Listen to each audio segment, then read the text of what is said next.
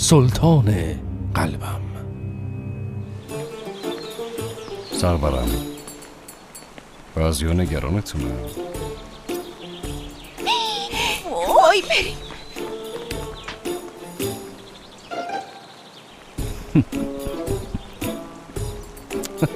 نامیک نمیخواندم سرورم. یه زن معلم که نمیشه، خیلی بشه یه مسخره اینجوری میشه.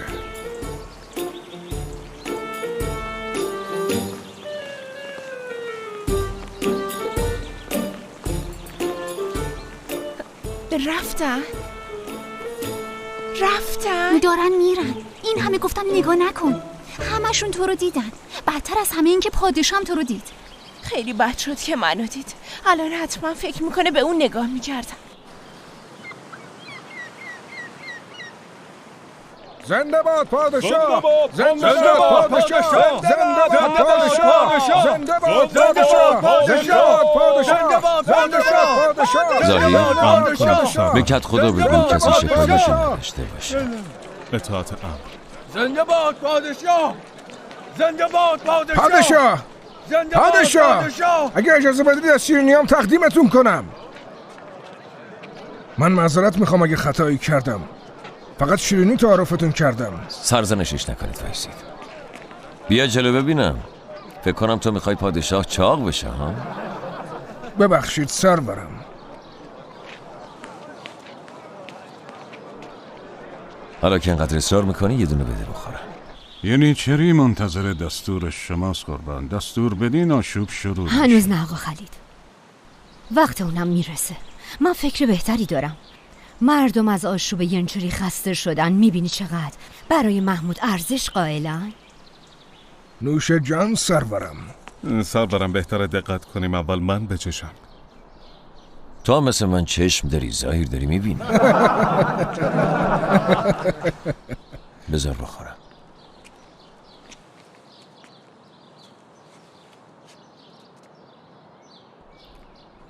عالی بود. تو کارتو خوب بلدی. استغفرالله. لطف دارین سرورم. این سعادت و احسان برای همه عمرم کافیه. ظاهر چند برابر قیمتشو پرداخت کن. این سینی رو بین همه مردم پخش کنه.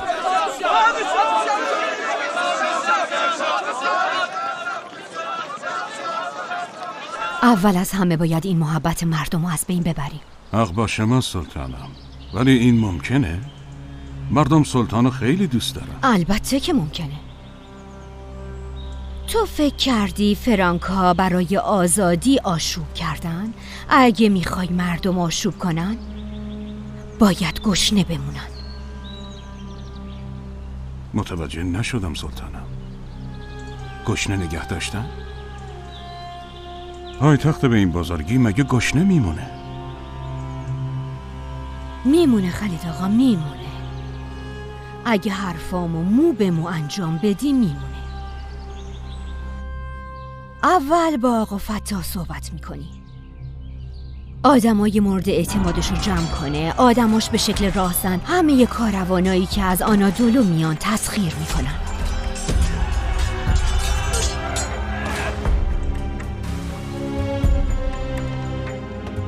با طلاهایی که من بهشون میدم آرد میخرن. هر چقدر آرد و گندم هست میخرن و میگن دستور پادشاهه. اونا رو تو کلیسای کهنه بیرون از سور نگه میدارن. به فکر هیچکی نمیرسه. بعدش آقا خلید میشینیم یه گوشه و اتفاقات رو تماشا میکنیم. اولش مردم نون پیدا نمیکنن. آذوقه ها یکی یکی کم میشه. بعد بلند میشن و در نهایت جلوی قصر تجمع میکنن و محمودو از تختش میارن پایین.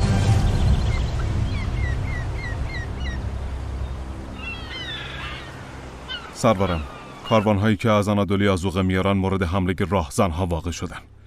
مردم کشته شدن و همه اموال به غارت رفته. در ضمن به چند تا کاروان هم همزمان حمله شده سرورم. خیلی وقت بود همچین اتفاقی نمیافتاد. فکر میکردم جلوی راهزن‌ها رو گرفتیم. یه واقعه منفرد سرورم. به نظرم نیاز نیست بخوایم روش تمرکز کنیم. نیازی نیست روش تمرکز کنیم؟ این خاک زیر مسئولیت من آقای خلید. بنده های خدا دست من امانتن. وظیفه من دستایی که به رزق بنده هم دست درازی کردن و ببرم. خوب تحقیق کنید، بوی بدی به مشامم میرسه. این خائنا رو پیدا کنید و مجازاتی که حقشونه رو بهشون بدید.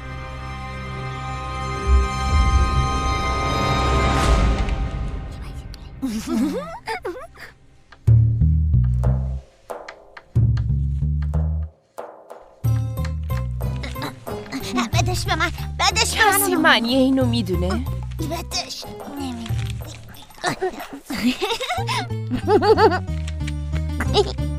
سلطانم، پادشاهمون نظرش اینه که به معلم فرصت بدیم. هرچی گفتم تأثیری نداشت.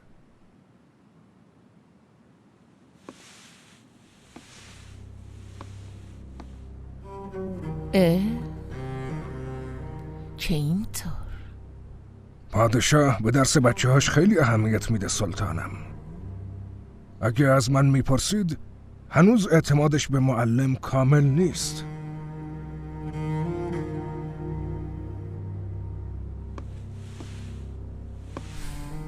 پس باید وسیله بشین برای اینکه پادشاه بفهمه اون زن به اینجا تعلق نداره.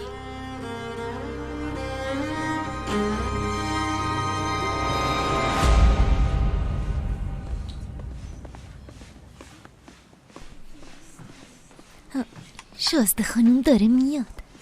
آره، چی بودم نه چی میخوام بشم باید بگی. وقتی اومد قشقرق به پا کرد که من زن حرمسرا نیستم، نگو از همون بیشتر حوث داره با پادشاه باشه. آره بابا، خیلی بیچاره است. حالا که پادشاهه آروم میشنوه. چی میگین شماها؟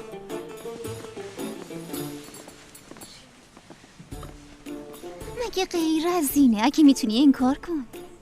میرم ولی ببین، با زبون خودت اعتراف کردی. تو هم زن حرم سرایی قبول کن. اینقدرم نگو من فقط معلمم به همه. من الان تو رو اینجا باز چه خبره؟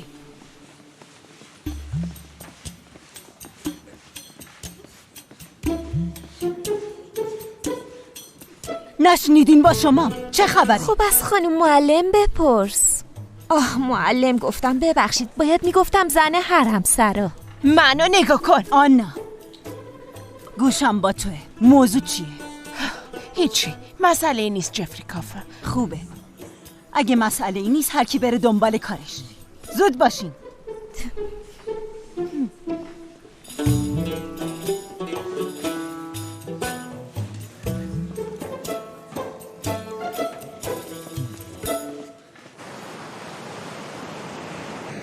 L'ambition ressemble au vent qui remplit le vol d'un bateau. S'il n'y en est trop, le bateau coule.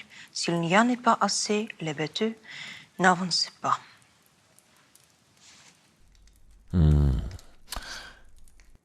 شبیه بادیه که بادبان کشتی رو پر میکنه، بیش از اندازش کشتی رو غرق میکنه. کمش هم کشتی و همونجا که هست نگه میداره. یه سخنه با حکمت. سخنه با حکمت؟ ولتر حق داره به نظرم. خب نظر تو چیه؟ سرورم، ما چی داریم بگیم؟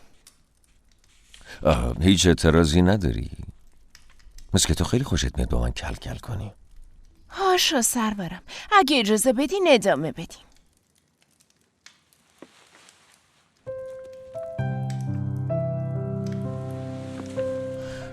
فعلا کتابو بذار کنار. بگو ببینم باز مشکلت با من چیه؟ مشکلی ندارم سرورم. آنا، همه حرم سر و پشت سرم غیبت میکنن، چون شبا میام اینجا همه فکر میکنن معشوقه شما. اینقدر بده که به عنوان معشوقه پادشاه جهان خطابت کنن؟ معلومه که بده. وقتی این همه زن تو حرم سرا داری منم بشم یکیش، غرورم میشکنه. در ثانی همچین چیزی نیست. تهمت میزنن.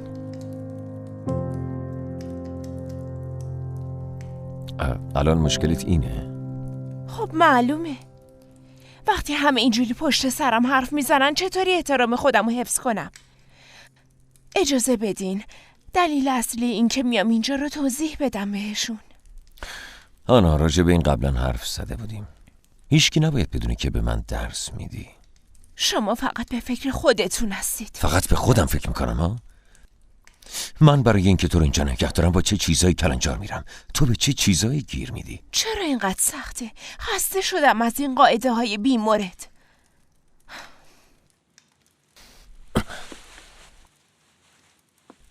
حد خودتو نگه دار آنا. اگه اینقدر برات سخته پس تدریس نمی کنی، تموم میشه، میره پی کارش. چی؟ همینی که گفتم، دیگه تدریس نمی کنی. از این به بعد با بچه ها مشغول میشی. هیچ کس هم پشت سرت غیبت نمی کنه. سرورم. حالا دیگه میتونی بری.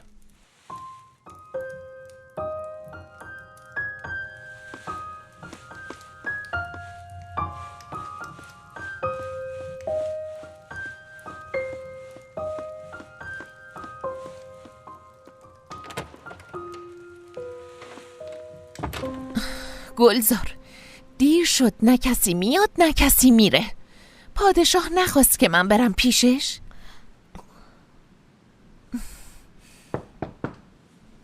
بیا تو.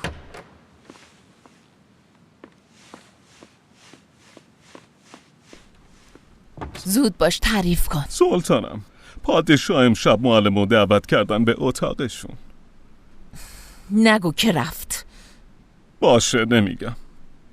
انبر، اگه سرتو دوست داری خوب تعریف کن. رفت ولی رفتن و اومدنش زیاد طول نکشید. واقعا؟ بله، به محض رفتنشم پادشاه شما رو دعوت کردن. منتظر شماست. عالیه.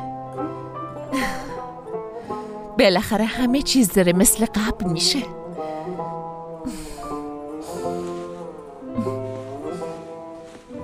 بریم انبر. سلطان نباید منتظر بمونن.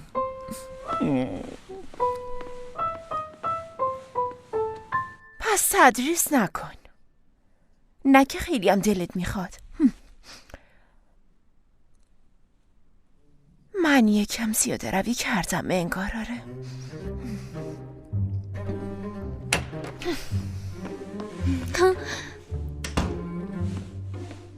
سلطان هوشیار رو دیدم الان خیلی حالش خوب بود. پادشاه درخواست کرده بود که بره اونجا. ماشاءالله هیچ وقتش هم تلف نمی کنه. بله؟ میگم کار خوبی کرده. آنا، تو هم مگه همینو نمیخواستی؟ خب اینجوری غیبت هم تموم میشه. آره خیلی خوب شد.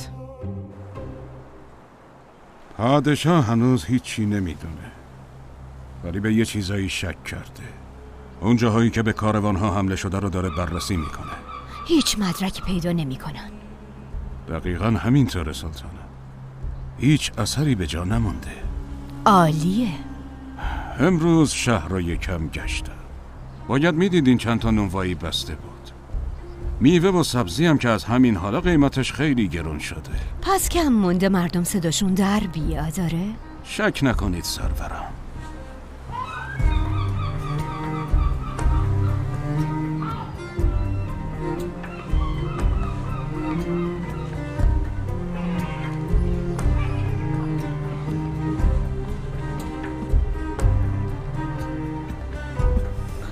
با فتح هم صحبت کن. فعلا آدماش این دور و بر نباشن. شما نگران نباشی.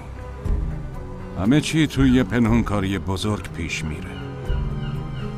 روح هیچ کس خبردار نمیشه.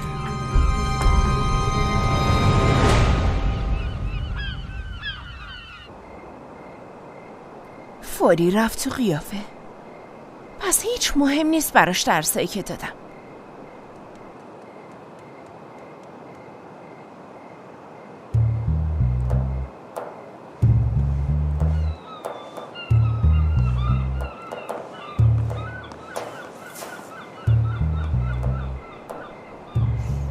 آنا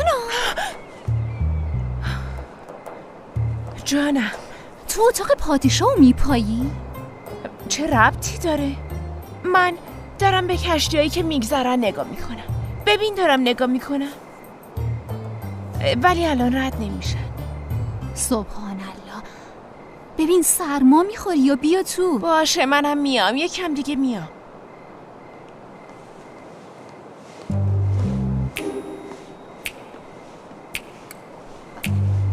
انگار اونجا. این آنا نیست؟ چرا خودشه؟ بیاین یه بازی باش بکنیم، عقلش بیاد سر جاش، بفهمه با کی طرفه. چی کار بکنیم؟ من چمه؟ دارم دیوونه میشم حتما. آنا به خودت بیا. چه خبره اونجا؟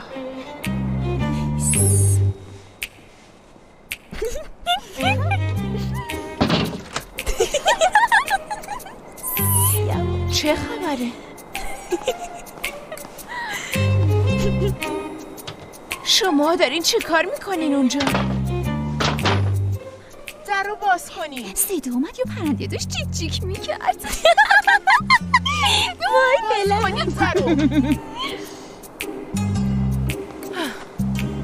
چه شوخی بامزه ای، ولی دیگه داره بیمزه میشه. در رو باز کنین.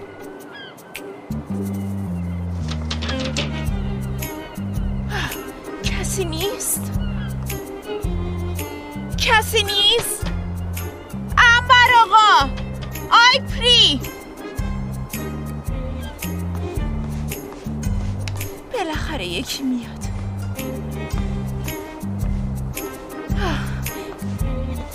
تا صبح که اینجا نمیمونم. آره حتما یکی میاد، بالاخره نجات پیدا میکنم.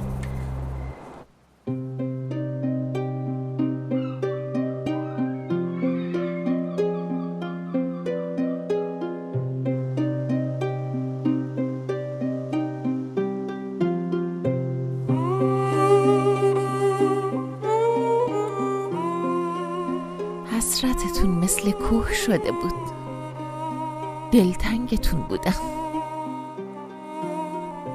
حسرت چیز خوبیه. آدم قدر چیزی که داره رو بهتر میفهمه. پس به خاطر همین منو ملاقات نکردین؟ چشم به راه موندم سلطانم.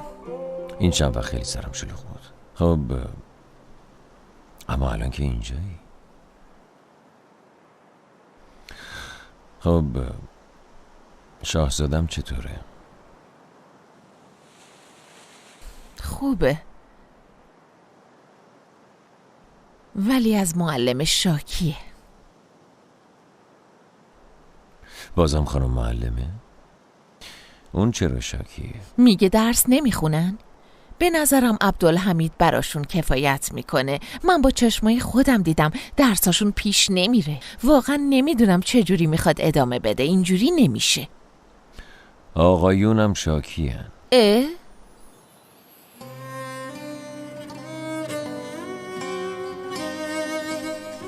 نظر پادشاهمون در این رابطه چیه؟ آقایونم شاکیه. الان دیگه اونجوری که قبلا فکر میکردم پیش نمیره. تعلیم و تربیت بچه ها از همه چی برام مهمتره. اینو تو هم میدونی. ولی اگه موفق نشه چاره ای نیست که از این قصد بره.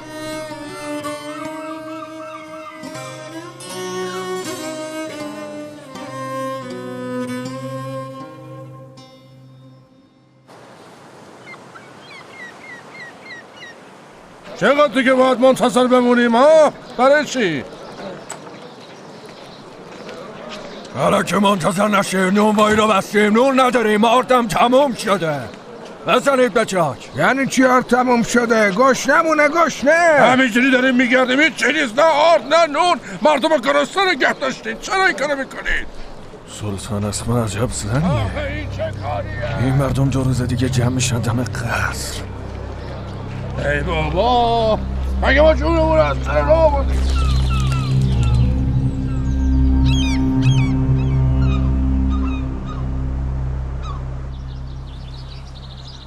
من کجا؟ تو بالکنی کبوتر. آنا این چه کاریه؟ در قفل بود. کی در رو رود قفل کرد؟ بذارید یکم فکر کنم ببینم کی بود. من از کجا بدونم؟ تو باید بگی تا من مجازاتش کنم. الان یادم نیست. بهتره من فکر کنم خبر بهتون میدم. باشه، فکراتو بکنه خبر بده. هر کی این شوخیو کرده باید مجازات بشه، فهمیدی؟ البته.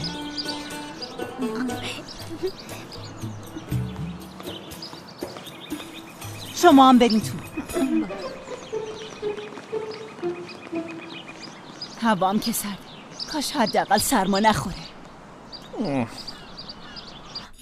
خانم معلم قربونت چیزی نگو به جفری کافا. ما رو زنده گور میکنه. باید از قبل فکرشو میکرد. اشتباه کردیم. تا ببخش این کارو نکن. باشه نمیگم، ولی یه شرط داره. بگو، هر چی میخوای بگو. با من بیایید.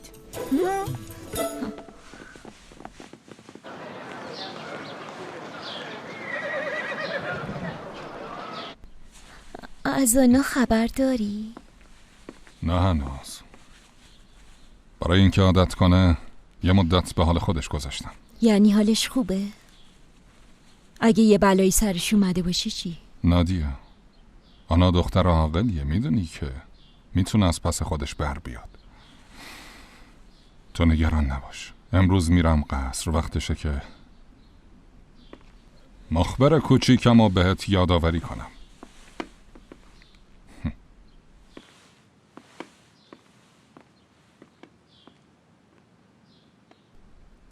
سرورم، بررسی کردیم.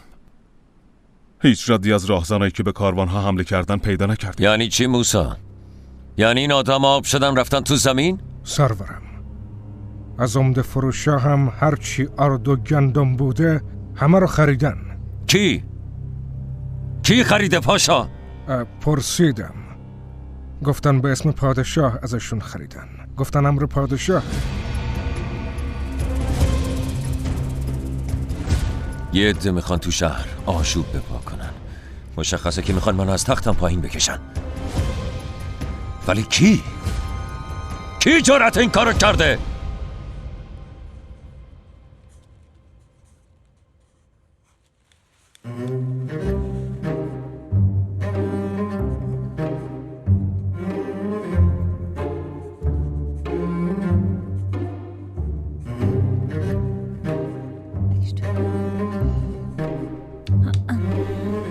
من صفحه جدیدم رو تموم کردم. حله؟ نه، یه صفحه دیگه بردار بنویس. دیگه هیچ وقت به خانم معلم بی احترامی نمی کنم تا وقتی صفحه پرشه ادامه بدیم. بس دیگه، این همه صفحه نوشتیم دستمون درد گرفت. فکر کنم یادم اومد کی در قفل کرد. باشه می نویسیم. باشه بنویس. بالاخره یاد گرفتیم به من بگید معلم. بنویس. بالاخره تنبیه به درد خورد. من دارم میرم سر کلاس، تنبلی نکنید. عصر که میام اگه ناقص باشه میرم سراغ جفری کافا.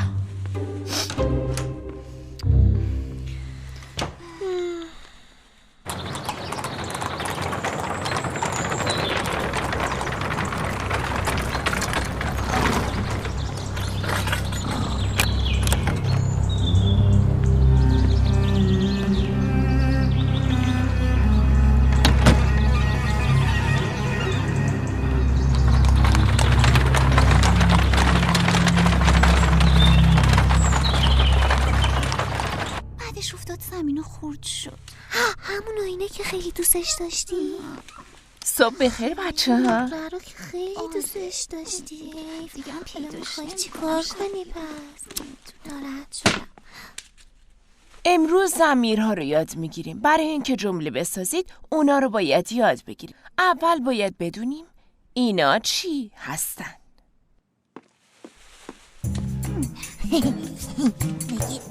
جو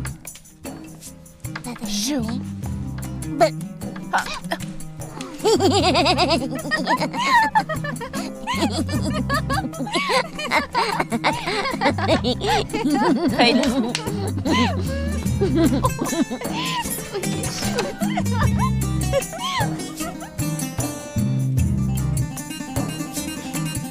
چرا منتظری؟ دنبالم بیای.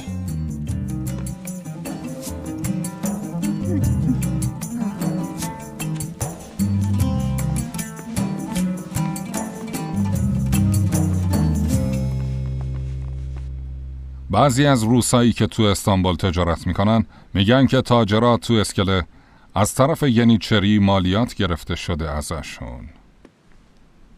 این به گوش رئیس رسیده. اگر رسیدگی کنین واقعا از همتون ممنون میشم، چون به تاجرای ترک تو روسیه خیلی ارزش داده میشه. نگران نباشید، شخصا به این موضوع رسیدگی میکنم. ممنون میشم. راستی وظیفه جدیدتون مبارک نامیک پاشا. ممنون. خیلی چیزا راجع به شما شنیدم. راستش اولین بار شما رو توی جشن دیدم. میخواستم بیام باهاتون آشنا بشم، ولی به خاطر صحبتتون با سلطان اسما نمیخواستم اون موقع مزاحمتون بشم. میخواستم راحت باشید.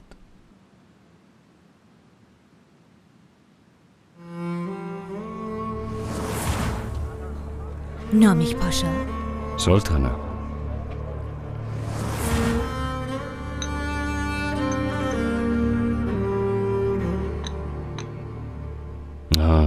اون جشن یادم اومد. به نظرم از این جشن ها زیاد باید برگزار کنیم. اگه خوشتون اومده چرا که نه؟ موضوع دیگه ای هست؟ چون من خیلی کار دارم. نه، من دیگه بیشتر از این وقتتون رو نمیگیرم. از آشناییتون خیلی خوشحال شدم. منم همینطور سفیر دیمیتری.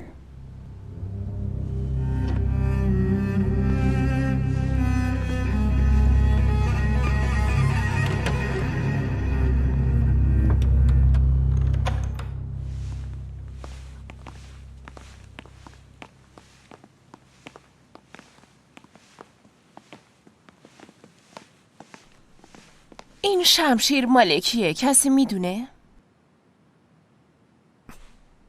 شمشیر جدمون فاتح سلطان محمد. آفرین عبدالمجید، درسته. خب میدونستین که اون به همون اندازه که هنر جنگ و بلد بود به علم و دانشم میپرداخت؟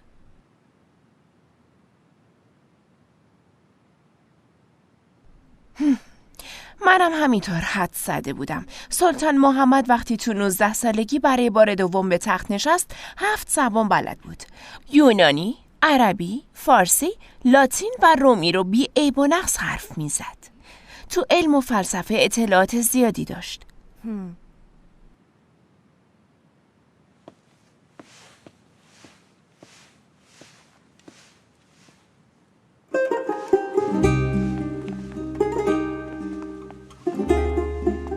سلطان قانونی، سلطان سلیمان شاعر خوبی بود. با عشق زیاد دیوانی داشت که 2799 غزل داشت. عموزاده پادشاهمون سلیم خان یه شاعر خوب، خطاط، آهنگساز و صاحب دیوان، مقام و استاد هنر بود.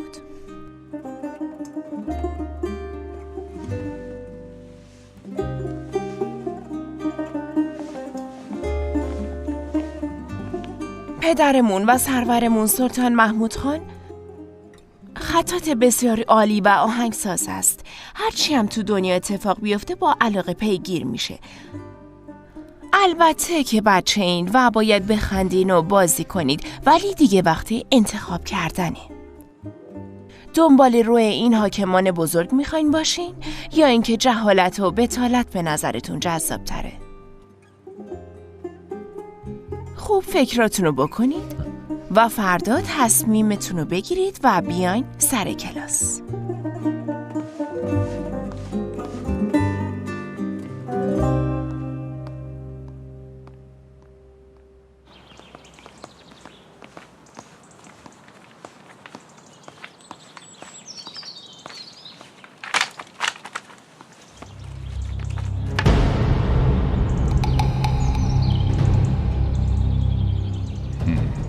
آنا پترونا،